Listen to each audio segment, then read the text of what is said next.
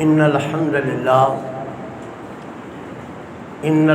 لله نحمده ونستعينه ونستغفره ونستهديه ونستنصره ونعوذ بالله من شرور أنفسنا ومن سيئات أعمالنا من يهده الله فلا مضل له ومن يضلله فلا هادي له وأشهد أن لا إله إلا الله وحده لا شريك له وأشهد أن محمدا عبده ورسوله أما بعد فإن أحسن الحديث كتاب الله وخير الهدي هدي محمد صلى الله عليه وسلم وشر الأمور محدثاتها وكل محدثة بدعة وكل بدعة ضلالة وكل ضلالة في النار اللهم صل على محمد وعلى آل محمد كما صليت على إبراهيم وعلى آل إبراهيم إنك حميد مجيد اللهم بارك على محمد وعلى آل محمد كما باركت على إبراهيم وعلى آل إبراهيم إنك حميد مجيد أعوذ بالله من الشيطان الرجيم بسم الله الرحمن الرحيم ألف لام ميم أحسب الناس أن يتركوا أن يقولوا آمنا وهم لا يفتنون کیا لوگوں نے یہ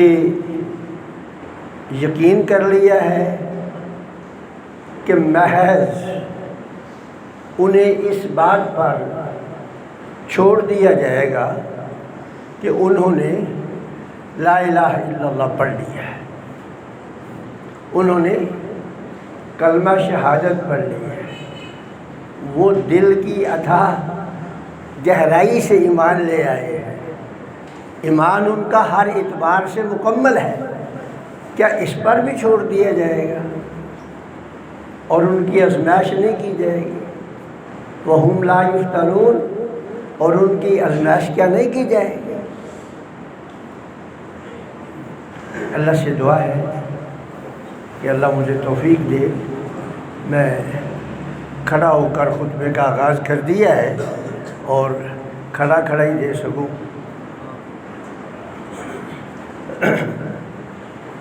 تو گزشتہ جمعے میں نے یہ بیان کیا تھا کہ مسلمان جو ہے نا،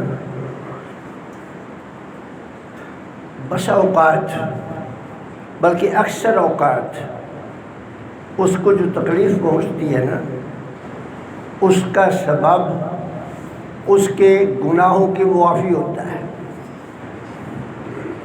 اور اس پر میں نے تفصیل سے بات کی تھی۔ اور آج اس بات پر گفتگو ہوگی کہ بسا اوقات ایسا ہوتا ہے کہ مسلمان کو جو مصائب و آلام کا سامنا کرنا پڑتا ہے نا، اس کے پیچھے گناہ نہیں ہوتے،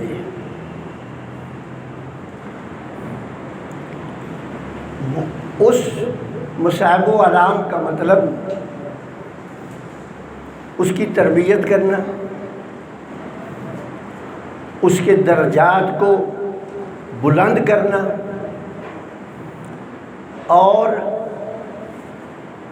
جو ان کے اندر دلوں کے مریض داخل ہو گئے ہیں ان کی چھٹی کرنا، یہ مقصود ہوتا ہے۔ تو تو آج اس پہ انشاءاللہ گفتگو ہوگی۔ اللہ اکبر۔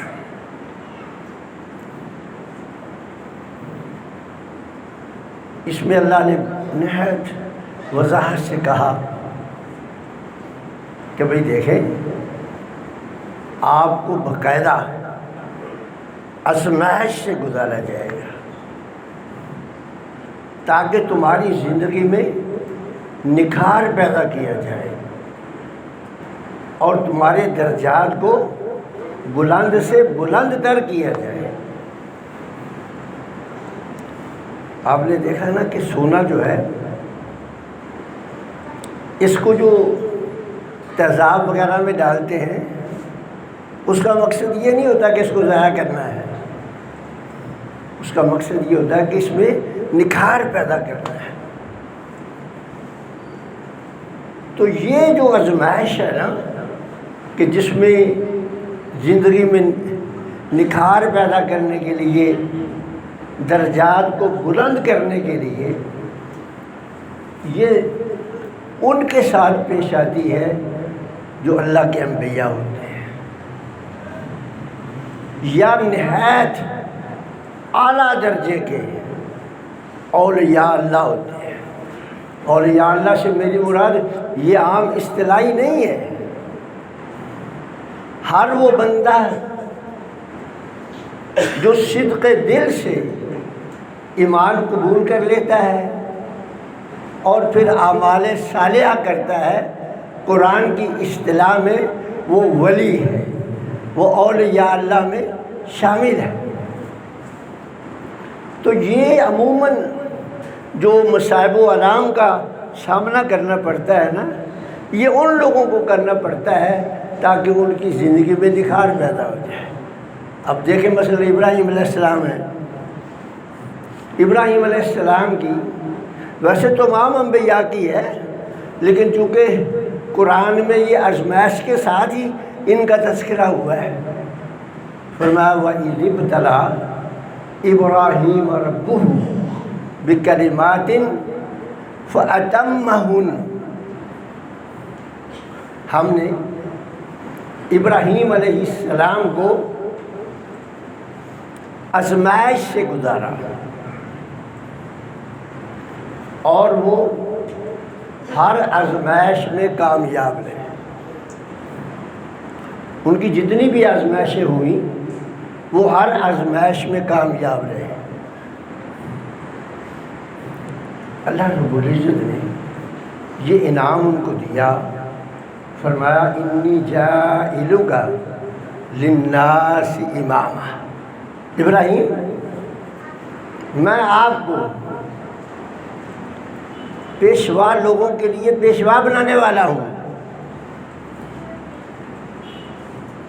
ابراہیم علیہ السلام نے کیا کہا؟ اللہ اکبر۔ قال ومن ذریتی، دعا کر دی، کہا یا اللہ میری اولاد کو بھی بنا دینا۔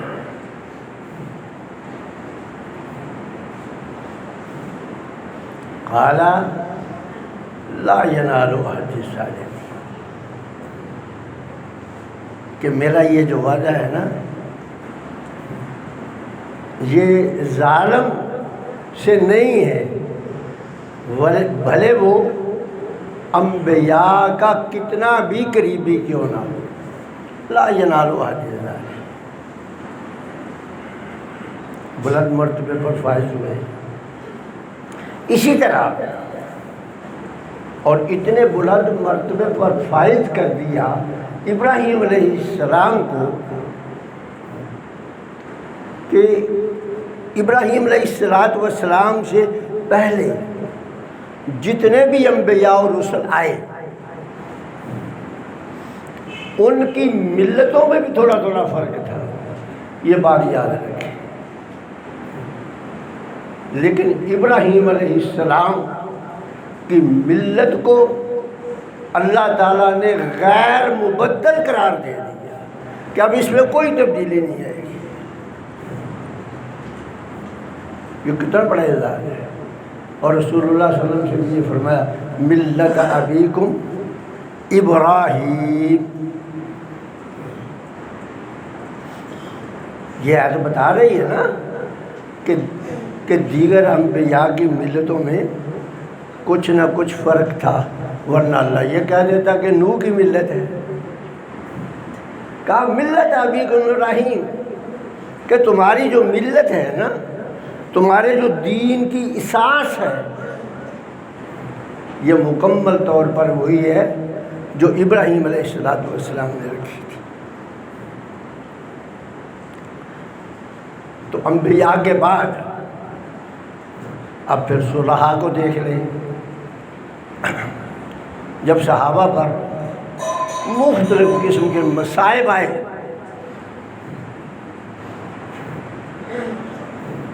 تو بعض صحابہ نے یہ درخواست بھی کی اللہ کے رسول صلی اللہ علیہ وسلم ان کے لیے بد دعا کر دو. اللہ نے کیا کہا؟ اللہ نے فرمایا پیارے پیغمبر آپ ان کو بتا دو کہ گھبرا گئے ہو، تم سے جو پہلے لوگ تھے ابھی تمہاری آزمائش ان کی طرح کی نہیں ہوئی. وَزُلْزِلُوا، وہ ہلا دیے گئے، حَتَّى يَقُولَ الرَّسُولُ وَالَّذِينَ آمَنُوا مَعَهُ مَتَىٰ نَصْرُ اللَّهِ، حتیٰ کہ رسول بھی پکار اٹھے جو عزم و استقلال کا پہاڑ ہوتے ہیں، وہ بھی پکار اٹھے کہ متى نصر اللہ، اللہ کی مدد کب آئے گی. لوط علیہ السلام کو آپ دیکھ لیں. لوط علیہ السلام اتنے تنگ تھے اپنی قوم سے کہ ہمہ وقت اس انتظار میں تھے کہ یا مجھے یہاں سے نکلنے کی اجازت دے دی جائے یا ان کو نیست و نابود کر دیا جائے. اور جب فرشتے ان کے پاس آئے اور فرشتوں نے آ کر لوط علیہ السلام سے کہا کہ آپ گھبرائیں نہیں، یہ ہمارے قریب بھی نہیں پھٹک سکتے، ہم تو ان کو صفا ہستی سے مٹانے کے لیے آئے ہیں. چونکہ لوط علیہ السلام بے چین تھے، فوراً کہنے لگے کب؟ انتظار میں تھے. فرمایا علیہ صبح بقریب، کیا صبح جو ہے قریب نہیں ہے؟ صبح تک انتظار کہنا ہے. تو صحابہ کو یہ کہا گیا کہ آپ ابھی سے گھبرا گئے ہو، ابھی تو آپ کو آزمائش سے گزارنا ہے. اللہ اکبر. اور کبھی ایسا ہوتا ہے کہ معمولی سا تسامح جو گناہ کے زمرے میں نہیں آتا، یہ آپ بات سمجھ لیں، تسامح جو گناہ کے زمرے میں نہیں آتا، وہ اعلیٰ پائے کے لوگوں سے اگر وہ بھی ہو جائے نا، اس میں بھی اللہ گرفت کر لیتا ہے، تاکہ ان کی زندگی میں ایسا نکھار پیدا ہو کہ ان کا پاؤں کیچڑ میں بھی پھسلنے نہ پائے.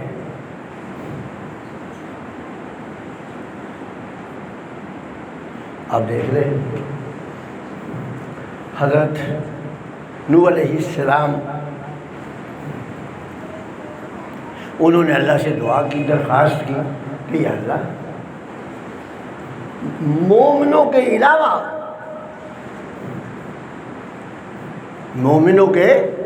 علاوہ کسی کا گھر نہیں چھوڑنا، کسی فرد کو نہیں چھوڑنا، سب کو تباہ و برباد کر دینا ہے. اللہ نے دعا قبول کر لی. اور ساتھ ہی اللہ نے یہ کہہ دیا کہ تیرا اہل بچا لوں گا، تیرا اہل بچا لوں گا. اب جب آنکھوں کے سامنے بیٹا غرق ہوا تو دل میں خیال پیدا ہوا کہ اللہ نے مجھ سے وعدہ کیا تھا کہ تیرے اہل کو بچا لوں گا، تو اللہ سے کہہ بیٹھے کہ یا اللہ تو نے یہ کہا تھا کہ میں تیرا اہل بچا لوں گا، تو وہ تو میرا بیٹا تھا،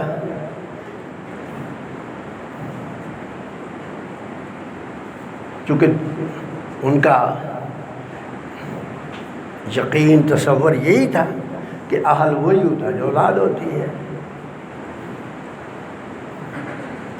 تو اللہ تعالیٰ نے نوح علیہ السلام نے کہہ دیا نوح انی اعیذک، نوح میں آپ کو نصیحت کرتا ہوں، غور سے سن لو، آئندہ ایسا سوال نہیں کرنا،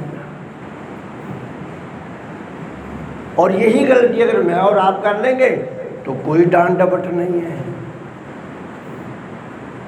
کیونکہ ہماری زندگی میں وہ نکھار آ ہی نہیں سکتا، ہمارے تو پھسلنے کا خطرہ ہے کہ اگر ہماری آزمائش ہمیں مصائب کا سامنا ایسی خطاؤں پہ کرنا پڑ جائے تو ہم تو پھسل جائیں گے۔ اسی طرح آپ دیکھیں صحابہ نے بڑے مصائب علام سے اللہ تعالیٰ نے گزارا، بدر کے موقع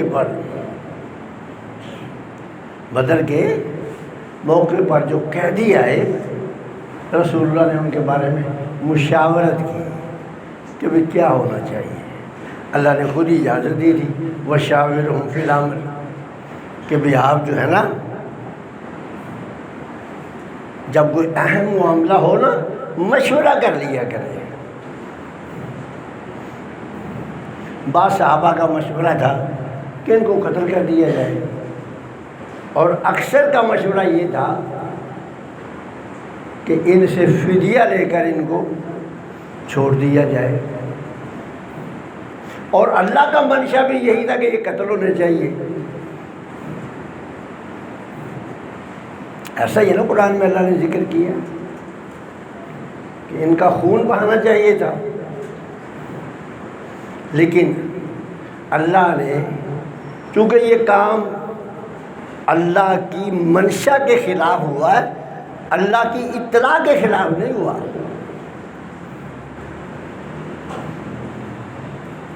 اور اس کی منشا تو وہی جانتا ہے نا، وَمَا تَشَاءُونَ إِلَّا أَن يَشَاءَ اللَّهُ۔ لیکن اس پر بھی اللہ نے گرفت کی، اور غزوہ احد میں ان کو آزمائش سے گزارا، یعنی یہ وہ تسامحات ہیں جو گناہ کے زمرے میں نہیں آتے، یہ بات کلیئر سن لیں، یہ گناہ کے زمرے میں نہیں آتے۔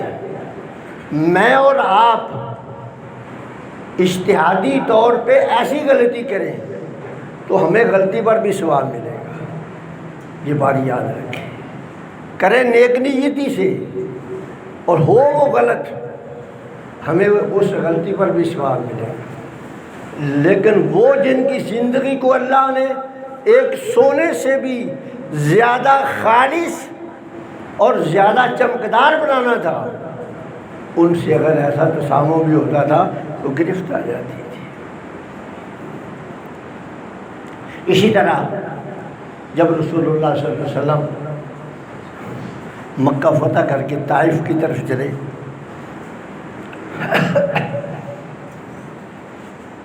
بعض صحابہ کے دل میں یہ خیال پیدا ہوا کہ یہ جو ثقیف و حوازن ہے نا، بس یہ تو پہلے حلے کی بات ہے، چونکہ اب تو ہماری تعداد بڑی ہے، ہماری تعداد جو ہے نا بڑی ہے۔ یہ جو خیال تھا نا، یہ اللہ پر جو توکل کرنے کا حق ہے نا، اس حق کے خلاف تھا۔ بات میں آ رہی ہے نا؟ اللہ پر جو توکل کرنے کا حق ہے نا، وہ حق کے یہ خلاف تھا۔ دل میں یہ خیال پیدا ہوا کہ یہ تو پہلے حلے میں ہی فتح ہو جائے گی، تو اللہ نے پھر کیا ہوا؟ چند مسلمان شہید ہوئے، بہت سارے زخمی ہوئے۔ خالد بن ولید جیسا بہادر جرنیل بھی اس جنگ میں زخمی ہوا۔ اللہ اکبر۔ اور اللہ نے کیا فرمایا؟ لَقَدْ نَصَرَكُمُ اللَّهُ فِي مَوَاطِنَ كَثِيرَةٍ وَيَوْمَ حُنَيْنٍ إِذْ أَعْجَبَتْكُمْ كَثْرَتُكُمْ فَلَمْ تُغْنِ عَنْكُمْ شَيْئًا۔ اللہ نے تمہاری بڑی مدد کی ہے، بڑے مواقع پر کی ہے، اور حنین کے موقع پر خاص کر کی۔ حالانکہ تمہارے توکل میں کمی آ چکی تھی، تمہارے توکل میں کمی آ چکی تھی کہ تم نے ایک سبب اس کے بارے میں تم نے دل میں خیال کر لیا کہ یہ جو کثرت ہے نا ہماری، یہ ہمیں ایک ہی حلے میں غالب آ جائیں گے۔ لیکن بتاؤ، تمہاری کثرت تمہارے کوئی کام آئی؟ بس اوقات نا جو بڑے اعلیٰ پائے کے لوگ ہوتے ہیں نا، ان کی ایسی تسامحات پر بھی گرفت ہو جاتی ہے، لیکن اس کا مقصد میں نے پہلے عرض کیا ہے کہ وہ تسامح گناہ کے زمرے میں نہیں آتا، وہ ان کی زندگی میں اعلیٰ پائے کا نخار پیدا کرنے کے لیے آتا ہے، تاکہ وہ آئندہ جو مراحل ہیں اس میں وہ کام آئے۔ باقی دو چیزیں ایسی ہیں، یہ بات یاد رکھ لیں، ایک توکل اور ایک تقوی۔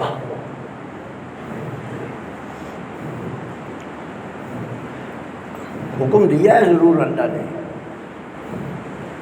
کہ کرو، تقوی بھی اتنا اختیار کرو جتنا اس سے کرنے کا حق ہے، اور توکل بھی اتنا ہی کرو جتنا حق ہے، لیکن اس میں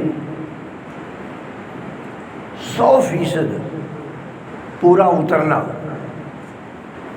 انبیاء کے علاوہ کسی اور انسان کے بس کی بات ہے۔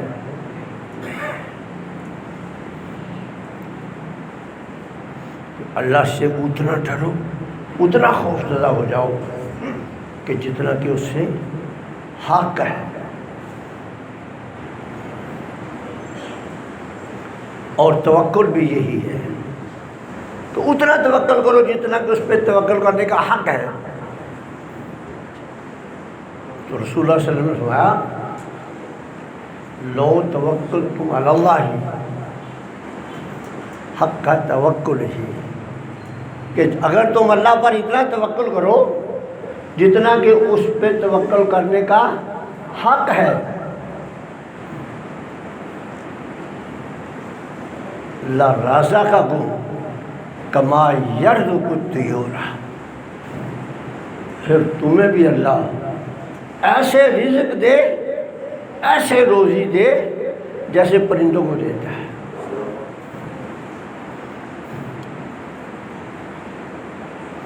فرمایا تَبْدُو خِصَامًا وَتَرُوحُ بِطَانًا، صبح جب پر اپنے گھونسلوں سے نکلتے ہیں۔ اب بتائیں کہ پرندوں کے پاس کوئی سبب ہوتا ہے روزی کا؟